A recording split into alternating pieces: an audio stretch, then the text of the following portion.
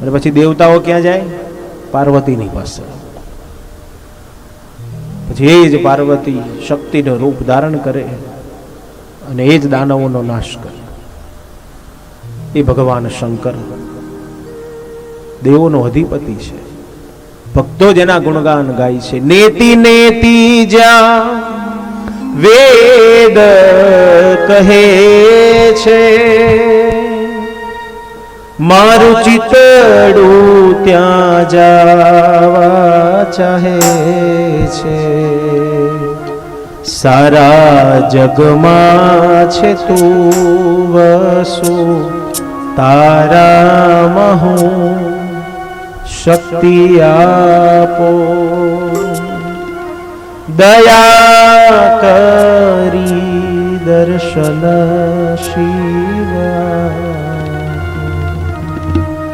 શંભો શરણે પડી માગો ઘડી રે ઘડી કષ્ટ કાપો.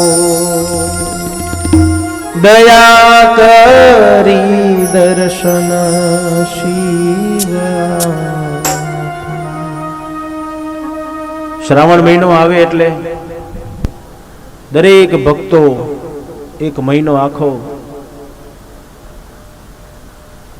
દૂધના લોટા ભરી ભરી, જળના લોટા ભરી ભરી, બિલીપત્રના ખોબે ખોબા લઈ લઈ નમઃ શિવાય નમઃ શિવાય નમઃ શિવાય. સમગ્ર સમાજ જેને યાદ કરે, સમગ્ર સમાજ જેના ગુણ ગાય, એ ભગવાન શંકર.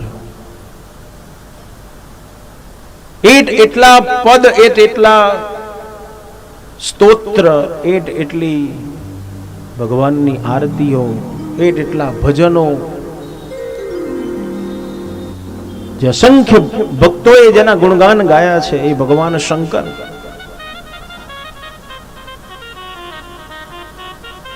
એ દેવોનો અધિપતિ, એ મહાદેવ ક્યાં બિરાજમાન છે? કૈલાસમાં. અને શંકરને જોઈએ શું? અન્ય દેવતાઓને તો સેવા કરવી હોય, પૂજા કરવી હોય તો બધું અલગ અલગ જે દેવોને ગમે છે એ લાવવું પડે. જ્યારે ભગવાન શંકરની પૂજા કરવી હોય તો બહુ જાજો ખર્ચો ના થાય. શું જોઈએ ભગવાનને? જો થઈ શકે તો એકાદ લોટો દૂધ ભગવાન ઉપર અભિષેક કરો. એ ન થાય તો એકાદ લોટો પાણીનો ભગવાન ઉપર અભિષેક કરો. બિલીપત્ર જો ચડાવી શકો તો બિલીપત્ર ચડાવો. ધતુરો ચડાવી શકો તો એ ચડાવો. બીજું કશું જોઈએ નહીં ભગવાન શંકરની જો આરાધના કરવી હોય તો. કશુંય ના મળે તો છેલ્લે જડ તો છે જ, કેવલ જડથી અભિષેક કરો તોય શંકરને પ્રિય છે. એ ભગવાન શંકર